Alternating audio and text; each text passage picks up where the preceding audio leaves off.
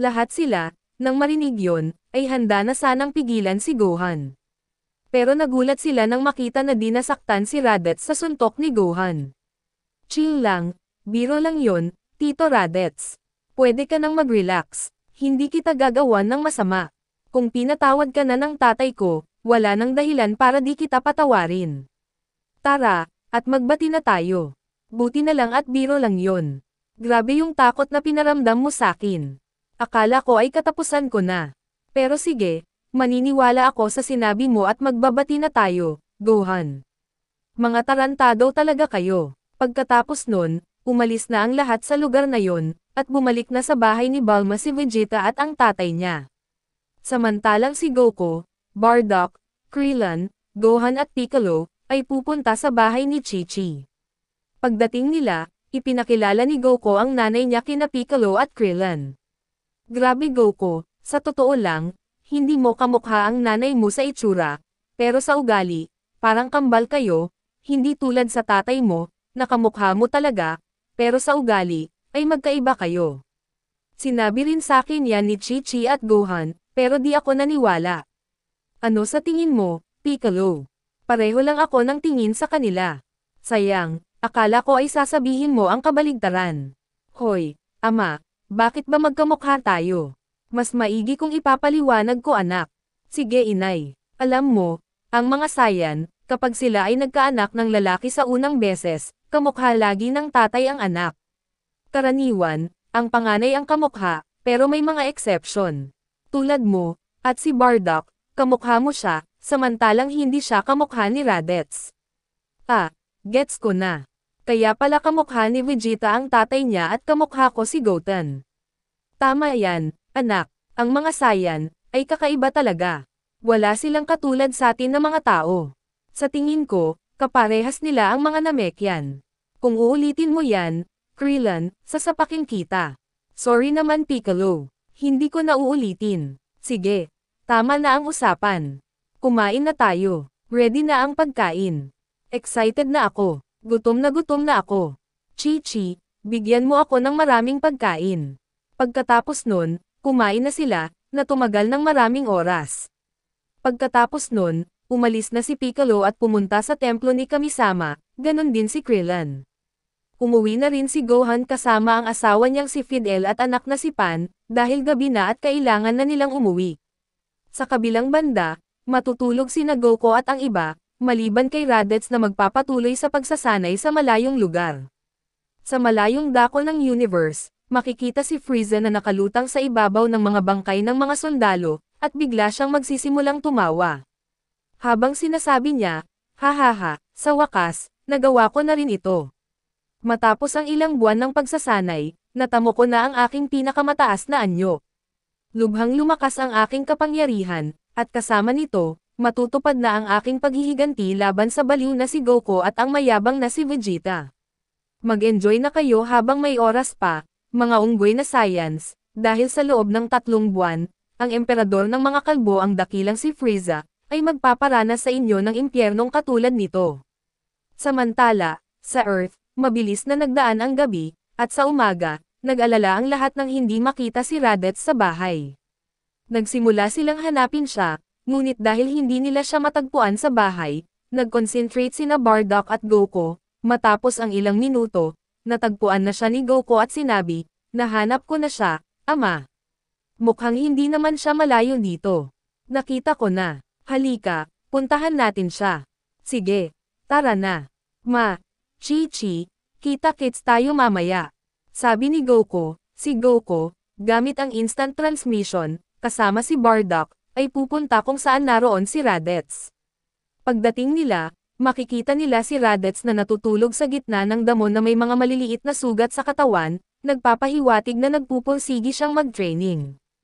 Sasabihin ni Bardock, mukhang nagpupursigi siya, at hindi ko pa nakita ang ganitong determinasyon kay Raditz dati. Well, hindi ko rin naman siya masyadong nakasama, sa totoo lang. Ano ang gagawin natin, Dad? Dadalhin ba natin siya sa bahay, o gigisingin natin siya upang mag-training? Siyempre gigisingin natin siya, sabi ni Bardock. Kukuha ng maliit na bato si Bardock sa lupa at ibabato ito sa ulo ni Raditz. Agad na magigising si Raditz, hawak ang kanyang ulo. Ang sakit. Sino ang bumato ng bato sa akin? Kakarot, Dad, ano ang ginagawa niyo rito? Kami ang dapat na magtanong niyan. Sabihin mo sa amin, anong ginagawa mo rito? Di ba, ganitong oras tayo magsisimulang mag-training. Narito ako dahil hindi ako sanay sa bahay ni Kakarot, kaya't nagpasya akong matulog dito sa damuhan. Hindi ako naniniwala dyan, lalo na't may mga sugat ka. Sige na, huwag ka nang magsinungaling sa amin. Sabihin mo sa amin na nag-training ka, buong gabi, kung nag-training man ako, may problema ba doon? Kuya naman, tanggalin mo ang ganyang attitude, pangit yan. Hindi na importante kung nag-training ka o hindi. Kunin mo ang Senzo Bean na ito sa akin, upang maibalik ang iyong enerhiya para makapagsanay tayo ng maayos. Kukuha si Raditz ng Senzo Bean at kakain ito. Napakagaling ng epekto ng bean na ito, naibalik na ang lahat ng aking enerhiya. Ngayon, Kakarot, Ama, handa na akong magsimula ng pagsasanay kasama ninyo, ayan ang gusto ko, Raditz. Kaya kung handa ka na, magsimula na tayo. Pero sinasabi ko na, hindi ito magiging madali. Hindi ako natatakot. Kung wala ka ng ibang sasabihin, magsimula na tayo. Matapos sabihin iyon, magsisimula na sina Raditz, Goko, at Bardock sa napakahirap na pagsasanay. Mabilis na lumipas ang 3 buwan, kung saan lubhang nadagdagan ni Raditz ang kanyang kapangyarihan sa pamamagitan ng malaking pagsisikap, ngunit, hindi pa rin niya natamo ang estado ng Super Saiyan. Gayunpaman, magpapatuloy siya sa pagsasanay, naglaan ng mas maraming araw at panahon, nang biglang, isang araw, habang kumakain sina Goko, Bardock, at Raditz. Mararamdaman nila ang napakalakas na ki, na nagpapakaba sa kanila. Si Goko, na alam kung kaninong ki iyon, ay sasabihin na medyo nag-aalala. Ang ki na ito ay kay Frieza, pero paano lumakas ng ganito ang kanyang kapangyarihan? Anong sinasabi mo, Kakarot? Ang kapangyarihang ito ay kay Frieza, kaya't ang baliw na iyon ay pupunta na sa lugar na ito, pero ano kaya ang masamang balak, ang nasa isip niya? Ganon din ang iniisip ko, Ama, pero isang bagay ang sigurado, hindi siya pumunta dito para sa anumang maganda. Ano pa ang hinihintay natin? Tara na, alamin natin agad kung nasaan siya. Ang gago na yun ay kayang wasakin ang planeta na to kung pagbibigyan pa natin siya ng pagkakataon. Tama ka, Ama, tara na, sama ako sa inyo. Hindi, Raditz, hindi mo pa kayang harapin ang katulad ni Frieza. Sa totoo lang, nagdududa pa ako, kung kaya ko ba siyang labanan, hindi na yun mahalaga, ang alam ko lang ay makakatulong ako. Sige, tara na. Hindi kita mapipigilan, pero maging handa ka. Kailangan nating magmadali. Hintay, Bardock, huwag ka nang pumunta, si Kakarot na lang, dahil kayang-kaya na niya yan. Huwag mong ilagay ang sarili mo sa panganib. Ayaw kong mangyari ang anumang masama sa iyo o kay Raditz. Alam kong malakas ka na, pareho kayo ni Raditz, pero sa nalalaman ko, pareho lang ang lakas ni Frieza at ni Kakarot, kaya siya lang ang may kakayahang labanan siya. Kaya ayaw ko kayong pumunta doon dalawa. Pasensya na, Genie, pero kailangan kong gawin to.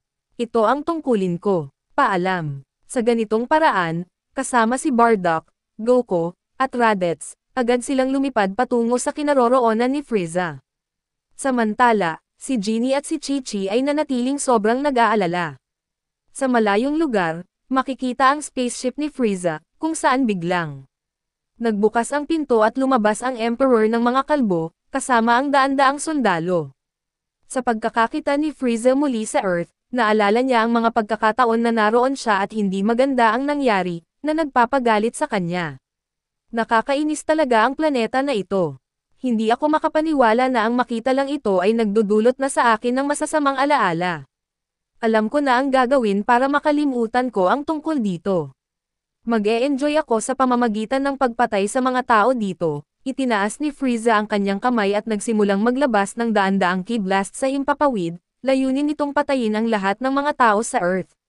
Gayunman, ang lahat ng ki blasts na inilabas ni Frieza ay nawala dahil sa mga energy blast mula kay Vegeta.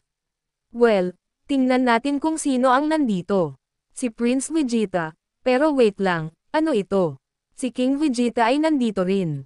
Anong kabaliwan yan? Mukhang ginamit nyo ang Dragon Balls para ibalik siya muli sa mundo.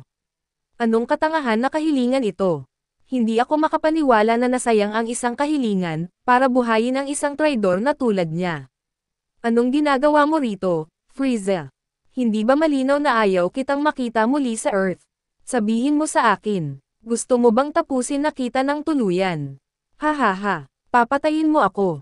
Huwag mo akong patawanin, Vegeta, kahit magsanib pa kayo ni Goku, hindi nyo ako kakayanin. Pero alam mo, magiging mapagbigay ako.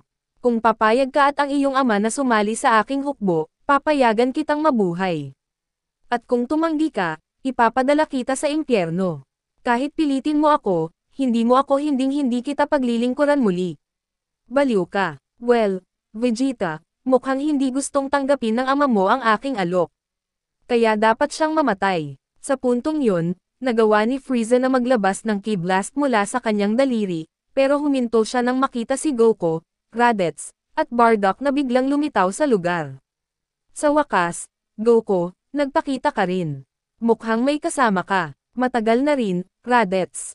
Nakikita kong nabuhay ka rin. Wait, may isa pang nakilala ko. Ikaw ang saya na walang takot na lumaban sa akin hanggang sa huli. Upang pigilan ako na wasakin ang planetang Vegeta. Naiintindihan ko na, ikaw pala ang ama ni Goku. Anong sorpresa ito? Hindi ko inaasahan yun. Tapos ka na bang magsalita, Frieza? Sabihin mo sa akin kung bakit bumalik ka sa Earth. Natatandaan ko pa noong sinabi kong ayaw na kitang makita rito muli. Nakakatuwa, parehas kayo ng sinabi ni Vegeta, pero heto ako ngayon. Sasabihin ko sa iyo kung bakit ako narito. Napakasimple lang. Narito ako upang tuparin ang aking paghihiganti. Ako, ang emperador ng mga kalbo, ang dakilang si Frieza, ay uubusin na ang nakakairitang lahi ng mga Saiyan. At ikaw, aking minamahal na Goku, ang aking uunahin sa aking paghihiganti. Kaya maghanda ka dahil tumaas ang aking kapangyarihan na hindi mo aakalaing ganoon na. Ikaw at ang iyong mga baliw na plano, ay tatapusin ko na, at ngayon ay tinitiyak kong hindi ka nababalik. Ngayon na ang iyong katapusan, Frieza, mga sundalo ng aking hukbo, tapusin sila. Lahat ng mga sundalo ay mabilis na lang na sumalakay sa mga Saiyan. Nakita ito ni Vegeta at nagkomento, sayang sa oras. Hindi man lang sila karapat-dapat sa isang warm-up. Samantala, upang magyabang sa lahat, sasabihin ni Raditz, huwag kayong gagalaw. Ako na ang bahala sa kanila. Narinig ni Goku, Bardock, Vegeta, at King Vegeta ang mga salita ni Raditz at umatras sila upang hayaan siyang harapin ito. Sinimulan ni Raditz na isa-isang patayin ang mga sundalo ni Frieza. Pero napagtanto niya na masyadong marami ang mga ito, kaya gumamit siya ng kanyang ki upang magpasabog at mapatay silang lahat. Napakahina naman. Inaasahan ko pa naman na sila ay malakas, pakiramdam mo ay mas superior ka na, dahil sa pagtalo sa mga mahihinang nilalang na ito. Subukan mo ito, nagalit si Frieza at naglunsad ng energy blast patungo kay Raditz, na hindi alam na ito'y papalapit na, ngunit sinagip ito ni Goku at pinaglaho ang atake. Sinabi ko na sa iyo noon, Raditz, mas mayabang ka pa kaysa sa akin, at hindi iyon maganda. Maaaring ikaw ay namatay na sa atake na iyon. Pasensya na talaga, Kakarot. Napasobra lang ako. Hindi na mauulit ito. Swerte ka ngayong pagkakataon, Raditz. Pero pagkatapos kong tapusin si Goku, magbabago na iyon. Isang kang baliw Frieza. Ang pag-atake ng palihim ay para sa mga duwag. Hahaha, gumalaw lang ang mga daliri ko. Patawad. Pero sa totoo lang, nararapat lang kay Raditz iyon, dahil sa kanyang kayabangan. Pero kalimutan na natin iyon at mag-focus tayo sa kung ano ang talagang mahalaga. Ang ating laban. Raditz, hanapin mo kung nasaan ang iba, dahil magiging magulo na. Sige, Kakarot. Ngayon, Frieza, maaari na tayong magsimula kapag handa ka na. Inaasahan ko na nasasabihin mo iyon, Goku. Pero alam mo ba, nagbago ang isip ko. Gusto kong labanan hindi lamang ikaw, kundi pati si Vegeta. Kaya pareho kayong lumaban sa akin. Hindi na kailangang sabay kaming lumaban ni Vegeta. Ako lang ay sapat na upang talunin ka. Pero sa totoo lang, nagulat ako na gusto mong labanan kaming dalawa, at pumunta ka dito kasama ang mga mahinang sundalo mo. Iyan ay kabaliwan, o baka may plano ka sa isip mo. Gusto mo bang wasakin ang mundo na ito? O baka isa sa mga sundalo mo ang aatake sa akin mula sa likod ulit? Walang ganong mangyayari, aking minamahal na Goku. Ang aking kapangyarihan ay sapat na upang talunin ka. Hindi ko kailangan ng anumang plano para makamit ang tagumpay, pero tila hindi mo tinanggap ang aking alok na dalawa kayo. Kaya simulan na ang kasiyahan, si Frieza ay tila napakakumpiyansa. Kailangan kong maging maingat, ramdam ko ang malaking pagtaas ng kapangyarihan niya. Hindi ito magiging madali, sana sapat ang aking lakas upang talunin siya. Ito ang iniisip ni Goku. Tara na, Frieza. Simulan na natin ang ating laban. Agad na nagumpisa ang matinding palitan ng mga suntok sa pagitan ni Goku at Frieza. Ang mga malalakas na pagyanig ay nagkalat sa paligid, nagdulot ng pinsala sa lugar. Sa simula, pareho silang nagtamo ng pantay na pinsala. Ngunit hindi ito magtatagal. Habang nagpapatuloy ang laban, unti-unti nang nakuha ni Frieza ang kalamangan, at mabilis na pinatamaan niya ng maraming suntok si Goku. Kahit na itodo ni Goku, mahihirapan siyang makasabay kay Frieza. Samantala, habang nagpapatuloy ang laban, dumating si Gohan sa lugar. Hindi siya nakikialam sa laban, ngunit nakatayo lamang sa tabi ni Vegeta at ng iba pa. Gohan, may dala ka bang mga Senzu Beans? Wala, Vegeta, dahil akala ko ay hindi ito kailangan. Ang pagtanong mo tungkol sa mga bagay na iyon ay nagpapahiwatig na hindi ka sigurado kung kaya bang talunin ni Kakarot si Frieza. Tama ba ako, Vegeta? O nagkamali ako? Hindi ako magpapanggap, Bardock. Tama ka. Mas malakas ang kapangyarihan ni Frieza kaysa kay Kakarot, at kahit na mag-transform siya bilang isang Super Saiyan, nagdududa ako kung kaya niyang manalo, malamang, at bagaman ayaw ko na maniwala na hindi niya kaya, mukhang kailangan kong lumaban kasama si Kakarot. Akala mo ba ay mahina ang aking ama, Vegeta? Mali ka. Napansin ko rin na nadagdagan ang kapangyarihan ni Frieza, ngunit nadagdagan din ang kapangyarihan ng aking ama, kaya malamang na minimal lamang ang pagkakaiba. Sana ay hindi ako nagkakamali. Sa pagbabalik sa laban, patuloy na nagpapalitan ng mga suntok sina Goku at Frieza. Hanggang sa pareho silang huminto sa isang punto, at nagsalita si Goku. Ginulat mo ako, Frieza. Sa 9 na buwan na walang balita mula sa iyo, naging malaki ang pagtaas ng iyong kapangyarihan. Hindi ko alam kung anong uri ng pagsasanay ang ginawa mo, pero tiyak na nagbunga. Ito, syempre, nagbunga ito, higit pa sa aking inaasahan. Pero tama na ang usapan. Tapusin na natin ito ng tuluyan. Sumasang-ayon ako sa iyo. Simulan na natin. Sa sinabi niya, nag-transform si Goku bilang Super Saiyan Blue. Hindi na masama. Ngayon ako naman. Ipapakita ko sa iyo ang buong kapangyarihan ng emperador ng mga kalbo. Agad na pakawala si Frieza ng kanyang ki. Nagsimulang lumindol ang mundo dahil sa kapangyarihan na kanyang inilalabas. Bigla, isang malaking gintong ilaw ang sumakop sa buong lugar, at sa pagkawala ng liwanag na ito, nakita si Frieza na nag-transform bilang Golden Frieza. Lahat ay namangha sa kapangyarihan na ipinapakita ni Frieza, kung saan si Vegeta ay takot na takot, at nagsabi. Anong kabaliwan ito? Paano nakuha ng baliw na iyon ang napakalakas na kapangyarihan? Ang kapangyarihan niya ay katulad ng kay Jiren. Hindi maaaring mangyari ito. Hindi maaaring mayroong ganitong kapangyarihan si Frieza. Nasa panganib na si Kakarot. Samantala, hindi makapaniwala si Goku na mayroong ganitong kapangyarihan si Frieza. Ngunit nang siya ay magsasalita tungkol kay Frieza, hindi niya makikita si Frieza na kumilos ng napakabilis at tumayo sa harap niya. Ngayon, Goku, handa na ako. Magpatuloy na tayo sa ating laban.